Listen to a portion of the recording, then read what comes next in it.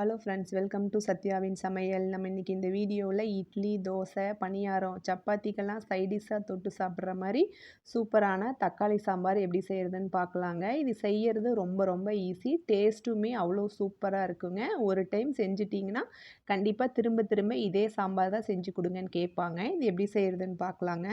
அதுக்கு ஒரு குக்கர் அடுப்பில் வச்சுக்கோங்க. குக்கரில் ஒரு 5 தக்காளி, மீடியம் சைஸில் இருந்ததுன்னா 5 தக்காளி, பெருசாக இருந்தால் 4 தக்காளி சேர்த்திக்கோங்க. இதை இந்த மாதிரி கட் பண்ணி குக்கரில் சேர்த்திக்கோங்க. இது கூடவே 10 சின்ன வெங்காயம் தோல் எடுத்துகிட்டு இந்த மாதிரி சேர்த்திக்கோங்க. இதுக்கு பதிலாக நீங்கள் ஒரு பெரிய வெங்காயம் மட்டும் கூட சேர்த்திக்கலாம். இது கூடவே 6 பல் பூண்டு சேர்த்திக்கோங்க. காரத்துக்கு 3 பச்சை மிளகாய் இந்த மாதிரி நடுவில் கட் பண்ணிவிட்டு சேர்த்திருக்கேன். இது கூடவே கொஞ்சமாக மஞ்சள் தூள் சேர்த்திக்கோங்க, 1/2 ஸ்பூன். இதுக்கு 1 ஸ்பூன் சாம்பார் தூள் சேர்த்திக்கோங்க. இது கூடவே சேர்த்துட்டு இதுக்கு தேவையான அளவு உப்பு சேர்த்திக்கோங்க. இதெல்லாம் சேர்த்துனதுக்கப்புறமா நம்ம போட்ட இந்த தக்காளி வெங்காயமெல்லாம் மூழ்கிற அளவுக்கு 1 டம்ளர் தண்ணி சேர்த்திக்கோங்க. தண்ணி சேர்த்துட்டு ஒரு டைம் நல்லா கரண்டி வச்சு இந்த மாதிரி மிக்ஸ் பண்ணி விட்டுக்கோங்க. இதை நல்லா மிக்ஸ் பண்ணதுக்கப்புறமா குக்கர் மூடி போட்டு விசில் போட்டுட்டு இதை 3 விசில் விட்டு எடுத்துக்கோங்க.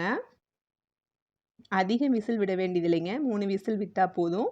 3 விசில் வந்து ஏர்லாம் நல்லா ரிலீஸ் ஆனதுக்கப்புறமா குக்கர் மூடி ஓப்பன் பண்ணிவிட்டு இதில் இந்த மாதிரி இருக்கிற தண்ணியை எடுத்து தனியாக வடிச்சிட்டு அந்த தக்காளியை மட்டும் வேறொரு பாத்திரத்தில் போட்டு நல்லா கடைஞ்சி எடுத்துக்கோங்க. கடைஞ்சி எடுத்த தக்காளியை அதே குக்கரில் ஊற்றிக்கோங்க. ஊற்றுனதுக்கப்புறமா நம்ம ஆல்ரெடி தண்ணி வடித்து வச்சுருக்கிறோம் இல்லையா, அந்த தக்காளியில் இருந்த தண்ணியும் இந்த தக்காளி குழம்புலையே சேர்த்திக்கோங்க. சேர்த்துட்டு ஒரு டைம் நல்லா கரண்டி வச்சு இந்த மாதிரி கலந்து விட்டுக்கோங்க. கலந்து விட்டதுக்கப்புறமா இதில் ஒரு கரண்டி இட்லி மாவு சேர்த்திக்கோங்க. ரொம்ப புளிக்காத 1 நாள் 2 நாள் ஆன மாவு மட்டும் சேர்த்திக்கோங்க. ரொம்ப புளிச்ச மாவு சேர்த்த வேண்டாம். ஒரு குழிக்கரண்டி மட்டும் சேர்த்திக்கோங்க. சேர்த்திட்டு ஒரு கரண்டி வச்சு இந்த மாதிரி மிக்ஸ் பண்ணி விட்டுக்கோங்க. இதெல்லாம் பண்ணுற வரைக்கும் ஸ்டவ்வும் ஆன் பண்ண வேண்டாங்க. நல்லா மிக்ஸ் பண்ணிவிட்டு இன்னும் 1 டம்ளர் தண்ணி சேர்த்திக்கோங்க. நம்ம இட்லி மாவு சேர்த்ததுனால குழம்பு நல்லா கெட்டிப்பட்டு வரும். இன்னொரு டம்ளர் தண்ணி சேர்த்துட்டு நல்லா மிக்ஸ் பண்ணிவிட்டு இதுக்கப்புறமா ஸ்டவ்வை ஆன் பண்ணி லோ ஃப்ளேமில் அப்படியே வச்சுருங்க. அது அப்படியே இருக்கட்டும். இதுக்கு ஒரு தாளிப்பு ரெடி பண்ணிடலாங்க. சின்ன பேனாக ஸ்டவ்வில் வச்சுட்டு 2 டேபிள் ஸ்பூன் எண்ணெய் சேர்த்தி, எண்ணெய் ஹீட் ஆனோடனே கொஞ்சமாக கடுகு சேர்த்திக்கோங்க. இது கூடவே கொஞ்சமாக உளுத்தம்பருப்பு, கொஞ்சமாக சீரகமும் சேர்த்திக்கோங்க. கொஞ்சமாக பெருங்காயத்தூள் சேர்த்திக்கோங்க. சேர்த்துட்டு கொஞ்சமாக கறிவேப்பிலையும் 1 வரமிளகாய் இந்த மாதிரி கிள்ளி சேர்த்திக்கோங்க. சேர்த்துட்டு நல்லா கலந்து விட்டுக்கோங்க. இப்போ தாளிப்பு ரெடி ஆயிடுச்சு. இந்த தாளிப்பை நம்ம ஆல்ரெடி குக்கரில் இருக்கிற இந்த தக்காளி சாம்பார் கூட சேர்த்திக்கோங்க.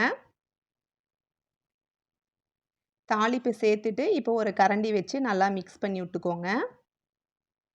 இந்த அளவுக்கு நல்லா மிக்ஸ் பண்ணதுக்கப்புறமா லோ ஃப்ளேமில் இருக்கிற ஸ்டவ்வை மீடியம் ஃப்ளேமில் மாற்றிட்டு ஒரு பிளேட்டோ அல்லது குக்கர் மூடியோ இந்த மாதிரி மேலே வச்சு ஒரு 5 நிமிஷம் மட்டும் மீடியம் ஃப்ளேமில் நல்லா கொதிக்க விடுங்க. இடையில அப்பப்போ எடுத்து கலந்து விட்டுக்கோங்க. இப்போ பார்த்திங்கன்னா நம்ம இட்லி மாவு ஊற்றுனதுனால குழம்பு நல்லா திக்னஸ் ஆகி குழம்பும் ரெடி ஆயிரும். இந்த அளவுக்கு நல்லா திக்னஸாக கிடைக்கும் குழம்பு. ஒரு 5 நிமிஷம் மட்டும் கொதிக்க விட்டிங்கன்னா போதும்.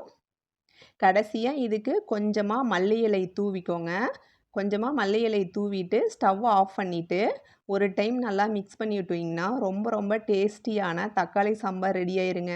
கண்டிப்பாக ட்ரை பண்ணி பாருங்கள். டேஸ்ட்டு ரொம்ப சூப்பராக இருந்ததுங்க. அதுவும் குக்கரில் 3 விசில் விட்டால் போதுங்க, டக்குன்னு குழம்பு ரெடி ஆயிருங்க.